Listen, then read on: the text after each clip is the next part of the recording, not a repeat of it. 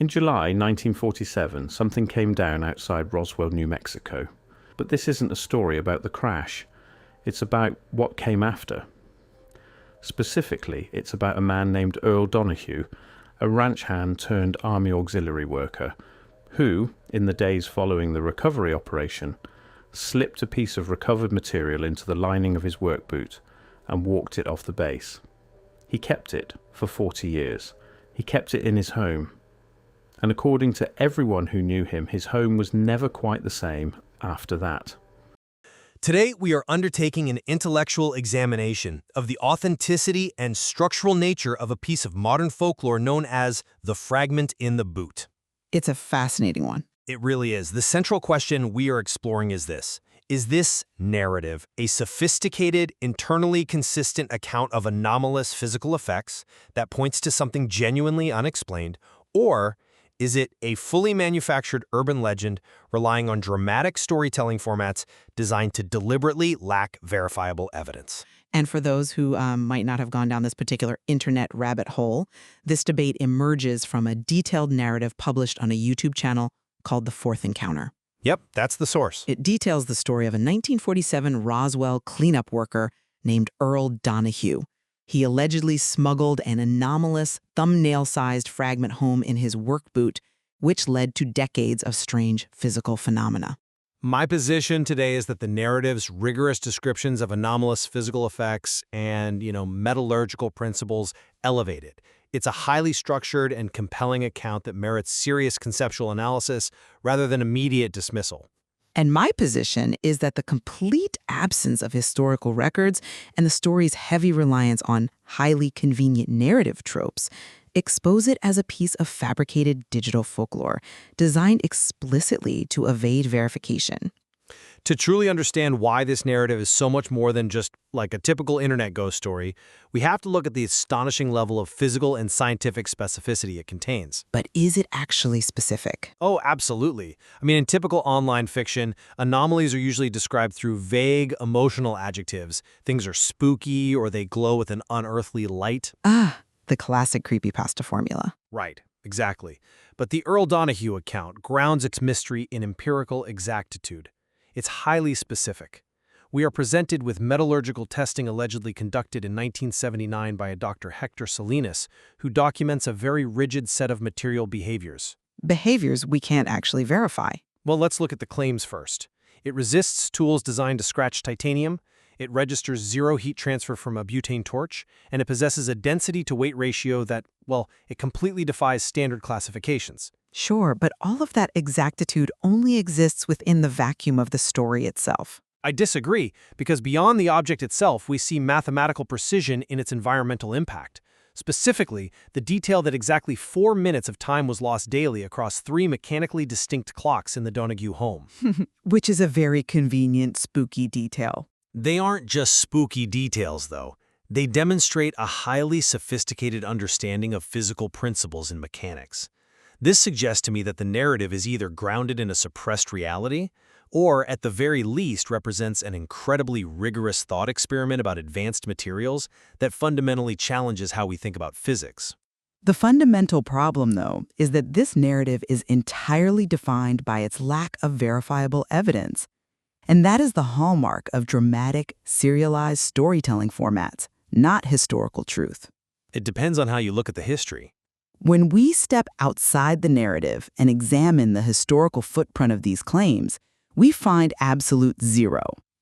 Research reports indicate no independent historical records for Earl Donahue, no records for the metallurgist Dr. Hector Salinas, and no records for the researcher Thomas Calloway who supposedly compiled all this. Which, given the era and the classified subject matter, isn't entirely shocking. But we must look at the source delivering this information. It's a YouTube channel explicitly dedicated to highly dramatized UFO lore. They are pumping out videos with titles like, "A Roswell nurse held a Gray's hand as it died." They have a brand, sure. It's more than a brand. The Donahue narrative perfectly deploys classic science fiction tropes to generate engagement. We have dead witnesses. We have manuscripts that conveniently vanish just before publication. And we have unrecorded scientific testing. It creates a beautiful illusion of authenticity, absolutely. But it systematically ensures that not a single claim can ever be empirically tested. I see why you think that, but let me give you a different perspective on the function of those scientific details, particularly the metallurgical testing, because I think dismissing them as mere tropes misses the brilliance of the underlying concepts. Okay, let's hear it. Let's look closely at Dr. Hector Salinas's alleged methodology in 1979. We have a 30-year veteran of industrial metallurgy noting the complete absence of grain structure or welds. Before we go further into the weeds there, can you clarify that for the listener? What exactly does an absence of grain structure imply in metallurgy? And why is it a significant detail? It's incredibly significant. When metals are forged, cast, or cooled on Earth, they form crystalline structures as they solidify. These are called grains. Right. The size and arrangement of these grains determine the metal's strength and properties. Even under an electron microscope, terrestrial metals show this crystalline lattice. So for a 30-year metallurgist to look at a sample and say it has absolutely zero grain structure? That means the material was not formed by any known heating, cooling, or pressure process available to human engineering. Oh, wow. Yeah. It implies a material grown or constructed on an atomic level without crystallization. I'll admit, it's a very clever sci-fi concept. It's more than just clever. Let's look at the thermal anomaly. Salinas attempts a jeweler's acid test, which fails. Then he applies a butane torch to this thumbnail-sized fragment. Now think about a normal piece of metal, like, say, aluminum, right? If you hit aluminum with a butane torch, the kinetic energy of those molecules spikes. It conducts heat rapidly, and you'd burn your hand instantly if you were holding it. Exactly. But Salinas notes that he held this fragment for the duration of the test with his bare fingers. He didn't even think to use tongs because he didn't need them. The fragment remained at ambient temperature. Which makes no sense. I want to offer an analogy here. In thermodynamics, we understand heat transfer as an inevitable flow from higher temperature to lower temperature. The first law of thermodynamics, right? The fragment described in this folklore acts like a localized entropy sink. A localized entropy sink? Yes. It's essentially absorbing massive amounts of kinetic energy from that butane torch without increasing its own temperature and without radiating that heat to Salinas' fingers. Where does the energy go? It's a blatant violation of energy conservation as we know it. Well, That is not a lazy science fiction trope. That is a brilliant utilization of real-world physics concepts to describe a material that completely subverts our understanding of thermodynamics. I'm sorry, but I just don't buy that. Let me tell you why. Your analogy of a localized entropy sink is fascinating, and I agree it's a neat conceptual framework. But you're analyzing the behavior of the material while entirely ignoring the behavior of the scientist. How so? We are asked to believe that a meticulous empiricist professional with a 3-decade career in metallurgy discovers a material that practically rewrites the laws of thermodynamics, a material with no known category, no grain structure, and thermal properties that defy reality. Right, a massive discovery. Exactly. And what is his reaction? He writes a 4-page unpublished report, hands the fragment back to a random veteran, and says, "I didn't think anyone will be helped by knowing." He then completely vanishes from history. Well, people get scared when they encounter the impossible. But that contradicts the fundamental psychological and professional drive of any genuine scientist. A discovery of that magnitude would be the defining moment of an empirical career. It's a Nobel Prize. It is not a secret quietly taken to the grave because of vague unease. I think you're underestimating the fear factor. The absurdity of a meticulous professional leaving no historical record exposes the entire sequence for what it is. It's a fabricated mechanism. The scientific exactitude you're praising is just a veneer. It's designed to sound plausible to a layperson, while the narrative relies on the scientist's total silence to avoid ever having to produce the physical object. But that silence, that choice not to publish, is entirely consistent with the psychological weight of encountering something fundamentally outside human taxonomy. Salinas asked in his report, "Why does it feel like it already knows I'm asking?" Which is such a dramatic line. He was confronting something that wasn't just passive material, but something conceptually dangerous. But you see how convenient that is for the storyteller, right? The object is too conceptually dangerous to verify. Okay, so we have a localized entropy sink in a lab that defies thermodynamics. But that's a controlled environment. The real test of this folklore's internal logic is what happens when you take that impossible object and put it in a mundane setting, like a 1940s kitchen. Ah, the clocks. Let's talk about what happened in the Donahue home, because the environmental data is handled with extraordinary precision. Marguerite Donahue observed that 3 different clocks in their house, a mantle clock, a bedroom alarm clock, and a kitchen clock, all lost exactly 4 minutes a day. What makes this detail so conceptually robust is the isolation of the variables. Wait, I might need some help here. I know they're clocks, but why does the isolation of variables matter in this specific context? Aren't they all just measuring time? They are, but they measure it using completely different mechanisms. The mantle and alarm clocks were wind-up mechanicals. They operate on an escapement mechanism. Meaning what, practically? For the listener, an escapement is basically the physical gears that catch and release to regulate the ticking in a wind-up clock. It's purely kinetic. Got it. But the kitchen clock was electric. It ran on alternating current from the wall. So you have physical gears in the bedroom, an electrical current in the kitchen, yet all of them synchronized to the exact same anomaly losing, exactly 4 minutes every 24 hours.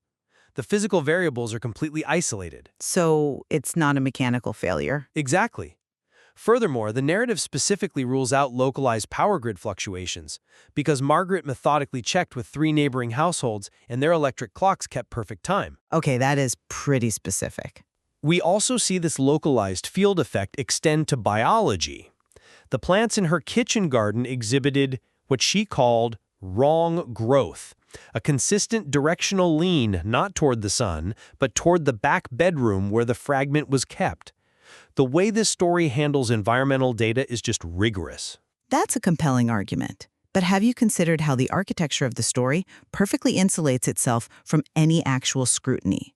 You're treating the claim about the escapement gears and the plants as data sets. But they are not data sets. They are narrative constructs. They are data points within the narrative. Let's look closely at the wrong growth of the plants. How do we, the audience, actually know about this? We are told it was documented in a letter from Marguerite to her sister in Clovis, dated June 1949. But where is that letter? It was transcribed in the Callaway manuscript. Right. It exists only within the pages of an unpublished manuscript written by the researcher Thomas Callaway. And what happened to Thomas Callaway's manuscript? We are told it vanished completely after his death in 2009. Things get lost in estate sales all the time. Not misplaced in a local library, not held by his family in a box somewhere, just gone. And what happened to the fragment itself? Margaret claims Earl simply gave it back, sometime in the late 1980s before he died in 1991. Do you see the pattern here? I see a story about a family trying to rid themselves of a burden. I see a story where every single piece of physical or documentary proof is structurally designed to be inaccessible. The clocks are gone. The fragment is given back to unknown individuals. The manuscript vanishes. The metallurgist is a ghost. You're being very cynical about the historical gaps. The architecture of this narrative ensures that every piece of evidence disappears just before the present day. It leaves us with nothing but a perfectly smooth surface to project our wonder onto. That is not a rigorous handling of environmental data. That is a highly effective, deeply manipulative storytelling technique. I'm not convinced by that line of reasoning, mostly because you're assuming that the absence of the physical manuscript automatically negates the conceptual value of the phenomenon described. I'm saying the absence is highly convenient. Yes, the evidence is insulated, but the format's dramatic nature doesn't invalidate the nuanced concepts within it. That's an interesting point, though. I would frame it differently.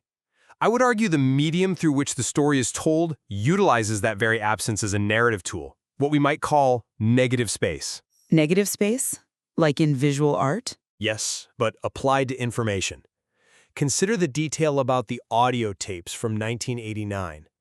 The narrative claims an unnamed sound engineer analyzed the original cassette recordings of Earl Donahue and found exactly 6 points of missing audio. What's brilliant here is the specific context of those excisions. The audio doesn't skip when they are discussing the fragment's physical appearance, or its origin, or what Dr. Salinas found. When does it skip? The missing audio occurs precisely at the moments when the conversational context shifts toward function, toward the mechanism of what the fragment was actually doing in that house for 40 years. Oh, I see where you're going with this. This negative space mimics actual classified information suppression. It operates the exact way a heavily redacted Freedom of Information Act document operates. When you read a FOIA document, the shape of the truth is outlined by the black bars, by what has been deliberately removed. Okay, but The folklore uses the medium of the severed thread and the skipped recording to force the listener to confront the terrifying possibility that the object wasn't a passive shard of metal. It was an active monitoring technology that somehow redacted its own explanation. I come at it from a different way, primarily because we cannot ignore the broader context of the platform delivering this so-called negative space. If you're listening right now, you're probably thinking exactly what I'm thinking. A missing chunk of audio tape isn't a profound philosophical tool. It's an auditory jump scare. I think that's reducing it quite a bit. But this narrative does not exist in a vacuum. It exists on The Fourth Encounter, a YouTube channel that is quite clearly a factory for this specific genre of entertainment. This channel has at least 11 videos, and if you look at them, they all utilize the exact same dramatic formatting. They're a niche channel. Look at the titles. The Roswell Gray left one final message before it died. New files reveal first 60 seconds of abduction is far worse than we thought. The deathbed confession that shook his family. The titles are dramatic, sure. That's just the nature of digital media today. Patients on redaction. They are theatrical devices. Dramatic storytelling formats inherently lack verifiable evidence because they are selling an experience, not a reality. They rely on the illusion of depth to generate clicks, watch time, and engagement metrics. So you think it's entirely a financial calculation? Let's look at the mechanism of YouTube algorithms. They reward retention and engagement. If you actually provided verifiable evidence, if Dr. Salinas was a real person whose credentials could be checked on LinkedIn, or if the audio tape could actually be spectrographically analyzed by independent researchers, the spell would be broken. I mean, not necessarily. It would. The mystery would dissolve into either a mundane explanation or a verifiable hoax. In either case, the viewer stops watching. But by keeping everything in the negative space, as you call it, the channel ensures the content remains perpetually intriguing and entirely immune to debunking. You can't debunk a ghost. Well, even if we acknowledge that The Fourth Encounter is a commercial entity optimizing for algorithmic engagement, that doesn't mean the resulting folklore lacks intellectual merit. In fact, it might suggest the exact opposite. How so? To truly captivate a modern, highly skeptical audience, a digital myth must be constructed with an unprecedented level of internal consistency and scientific plausibility. We're moving past the era of blurry photographs of hubcaps thrown in the air and moving into an era of complex narrative architecture. Okay, I can agree the architecture is complex. The fact that thousands of people in comment sections and on forums are passionately analyzing the thermal dynamics of a butane torch test on a fictional alloy or debating the mechanics of synchronized temporal drift in 1940s clockwork, that shows this narrative is functioning as a profoundly effective thought experiment. But it's a thought experiment posing as a documentary. It asks us a question. What is the category of thing that resists every known material test, generates a mathematically consistent localized field effect, and after 40 years apparently changes its behavior? That question retains its intellectual power, whether Earl Donahue actually walked it off an Air Force base in his boot, or if a very clever writer engineered it for a video essay. I hear you, but the distinction between a thought experiment and a purported historical reality matters deeply. When a narrative masquerades as suppressed truth, it's leveraging our innate distrust of authority and our desire to peek behind the curtain of history. It taps into the zeitgeist, absolutely. It's saying to the listener, look at how the government or some unknown entity has erased this man, erased this scientist, erased this manuscript. It co-opts the very real mechanisms of historical erasure to sell a ghost story. I just wouldn't call it just a ghost story. But it is. The reason it is so specific about the butane torch and the jeweler's acid and the escapement gears is precisely to overwhelm the listener's critical faculties with jargon. It creates a feeling of rigorous research where absolutely none exists. It is the ultimate manifestation of the manufactured urban legend, a story that tells you exactly why you can never prove it and then invites you to feel special for believing it anyway. As we draw this discussion to a close, I maintain that the Fragment in the Boot narrative, regardless of its historical literalism, is a masterpiece of modern digital folklore. The specific claims of anomalous physical effects, the metallurgical resistance, the zero heat transfer, the mathematically precise temporal distortions, they create a highly structured and intellectually rigorous narrative. It certainly has structure. It challenges our understanding of material science and localized physics, proving that contemporary myths can possess a deep, conceptual sophistication that demands serious engagement. And I summarize my position by returning to the total absence of a historical footprint. The utter lack of records for Earl Donahue, Dr. Hector Salinas, or Thomas Calloway, combined with a storytelling format that conveniently relies on vanished manuscripts, given back artifacts, unrecorded testing, and clickbait titles, proves this is a manufactured urban legend. The evidence isn't there, physically. Right. It is a piece of entertainment designed explicitly to lack verifiable evidence, thriving in a platform ecosystem that rewards the illusion of mystery over the reality of hard data. Yet I think we both acknowledge a powerful point of convergence here today. The human desire to find gaps in our understanding, that negative space, is incredibly potent.